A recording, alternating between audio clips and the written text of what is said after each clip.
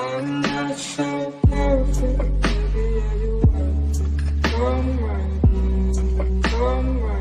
How's it going, everyone? Today I just want to do a quick review on the Junk Food Arcade Snackbox Micro and how it compares to the full-size Hitbox, which I've been playing on for, I'd say, about a year now.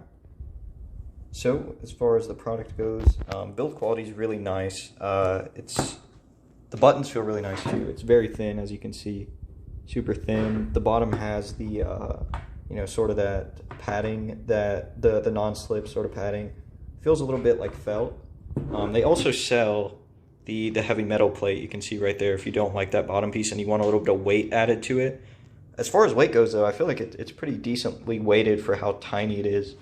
I think that you really get what you pay for here. It's very nice. The buttons, I think, are made by Layer Shift. They feel really good, right? I think they're silver switches. The caps here are sort of concave, so they're not like the sand ones where they're domed. They go inwards a little bit. They sort of have like a plastic feel on top. They're textured, so like a textured plastic feel. It kind of reminds me of like the sheetrock on your walls when it's not smooth. Yeah, that's sort of like what it all feels like. It's like all of that material you can see here. So it feels pretty good, right? It feels really sturdy too. I think you'd have to put a lot of force in to break it. You've seen you might have seen that video that they posted where they ran over it with a car. It's very sturdy, and the build quality just feels very good. As far as these buttons go, these are like your home buttons, your where you press the stick down, usually on the pad. And one of these buttons, I can't remember which one, if you hold it, it lets you reprogram the LED. It lets you reprogram that animation, that idle animation, and also what colors. So you can set a primary color, and you can set a secondary color. Right now I have it set to bright, like gold, and then it sort of fades to that, that reddish gold, right? So it sort of like darkens, which you can change, right? And it's really nice. The LED kit is something that I wasn't really, looking forward to, right? Like, it's not the selling point for me, but as I got it, I realized how cool it was in actuality. As far as these buttons go, they're sort of like nubs, right? They're not really buttons. They sort of feel like nubs, and I think this might be a room for improvement, right? I don't know, it just feels really weird. There's no markings either, so you sort of just have to go onto your PC or your PS4 and figure out which each one does. Which I can't really take points off for because that's the same thing on this, right? This also has less buttons, right? The Hitbox Arcade controller has less buttons. It only has like start, and then like select and your PlayStation button. This has like every button. So in training mode, when I try to reset training mode on the Hitbox, I usually do start and then press training mode because I can't use the shortcut. On this one, it has the button to use the shortcut, which is really nice. As far as pricing goes, this one is $199. This one, I think after tax was like after tax and shipping, it was like $240, I want to say, maybe a little less. And we can go ahead and take a size comparison too. So it's about, I'd say maybe a little over half the size. And the way that I see it is they just cut out sort of all of this white space. And just this is what was left, right? As far as the price goes, I think it's a little much. But you do get what you paid for, right? You get a very high quality product that is sort of the first of its kind as far as how small it is, how rigid it is, and the portability of it is really unmatched. The reason I purchased this is because I travel a lot between college and my house, right? My parents' house. So I can just slip this in my backpack and take it through TSA with, no questions asked. There's not really any issues with that. But when I go through with this, right, and I have to put it in that separate carrying box because of how big it is, I mean, you can see the thickness difference too right here. It raises some questions because I usually get like the flight ticket where you can't bring a carry-on, so then you have to check something like that. So that's the biggest reason why I myself purchased this, because I travel a lot between my parents' house and my apartment. If that is a concern to you, then I think that this is your best bet. However, if you have sort of permanent address and you're not really traveling a lot, or traveling to locals, right? This is really good for taking to locals. Well, it will be when Corona is subsided, hopefully in the next year or two. This will be a very good thing to carry around because a lot of locals that I go to have a limited amount of setups and a limited amount of chairs. So you're mostly just standing around with this big old hitbox, and your arms are getting sore, right? It comes with this one comes with a bag, a carrying bag. This one doesn't. Also something to think about with the price tag. This one also comes with micro USB, right? So I see it plugged in right here. It's very short. It's not it doesn't ship with that 9-foot one. I think it might be the 6-foot one.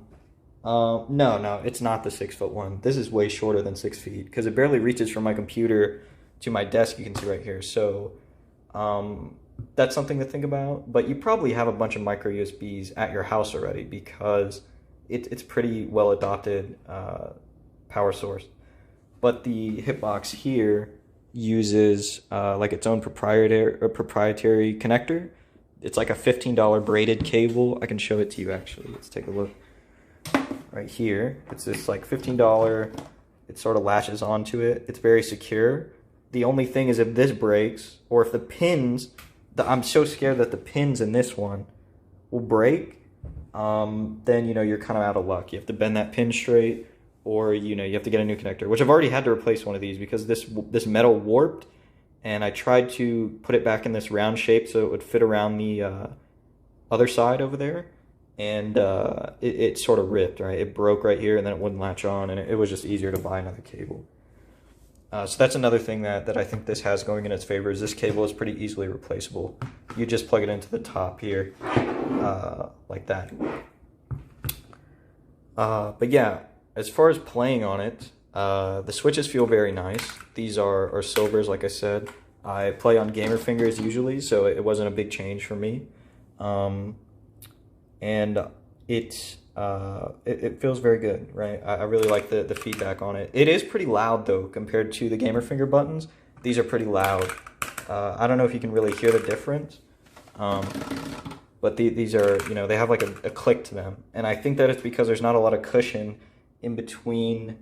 Let me see if I can show you. There's not a lot of cushion in between the button, this plastic piece, and this plastic down here itself, so it kind of hits it. Or that could just be the silvers itself without any sound dampening, and I can't really tell. So for my fellow newish players, I would say, right, I've been playing a year, I think that if you're thinking of buying either a Hitbox or a stick at this point, that your best bet is to go with a Hitbox, in my opinion. The reason why a lot of people play lever that I've noticed is because they grew up with it, right? They grew up in arcades, they grew up playing on it. Rightfully so, right? You don't want to give up that muscle memory for no reason. For me, this worked out very well because I've been playing PC games. I've been playing on that thing, a keyboard, for, you know, 8 or 10 years now, right? Since about 2012, since I was about 12 years old. I've been playing on a keyboard, and this layout feels very natural to me. It feels very natural to lay my hands out and to do actions on something like this rather than something like a lever, which feels, sometimes you have to play on the lever for a while to sort of feel it out. Like doing things on Street Fighter V, like micro walking, feels very weird because you have to press the lever a tiny bit for your character to walk rather than just pressing it all the way. But on here, you can just sort of tap the button like that and your character does a micro walk. So little techniques like that feel a lot easier on here. And the controversial one is, right, Korean backdashing in Tekken 7, right? It feels a lot easier on here because you're just doing like back, down, back, right? Instead of on the lever, you're like moving your hand. You're like moving your hand like you're a crazy person, right? You're shaking like this and then going down, back, and it feels very unintuitive, I guess you could say. I guess you could say in general that I feel like having the buttons feels like I'm way more in control than when I'm playing on a lever. And that's just because of my inexperience of playing on a lever. And at the end of the day, it's really just preference. And my preference, because I grew up playing on a keyboard, on a mouse and keyboard, is the Hitbox. So I think that's it. If you guys have any questions, please let me know. I know this is sort of all over the place. I just have a lot of things I'm thinking about when it comes to this and when it comes to that. And, you know, just sticks in general, right? I really like talking about them and messing with them. So, yeah, I hope you enjoyed. Please consider subscribing. And like I said, if you have any questions, please let me know. I think batch 2 of these just sold out on the 15th. So batch 3, I'm not really sure. They put out the first batch on December 15th, this one on January 16th, so maybe February 15th if you're lucky. Anyways, I'll talk to you guys next time.